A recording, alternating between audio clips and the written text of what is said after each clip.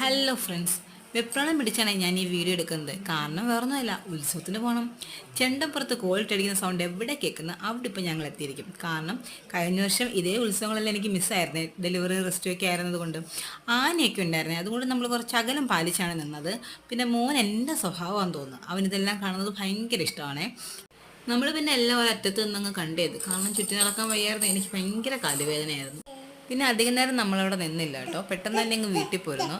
കാരണം എനിക്ക് കാലുവേദനയുണ്ട്, കാരണം മാത്രമല്ല എനിക്ക് നാളെ ഒരു എക്സാമും ഉണ്ട്. പിന്നെ ഇത്രയേ ഉള്ളൂ വിശേഷങ്ങൾ. എൻ്റെ വീഡിയോ ഇഷ്ടപ്പെടുകയാണെങ്കിൽ ഒന്ന് ലൈക്ക് ചെയ്യണേ.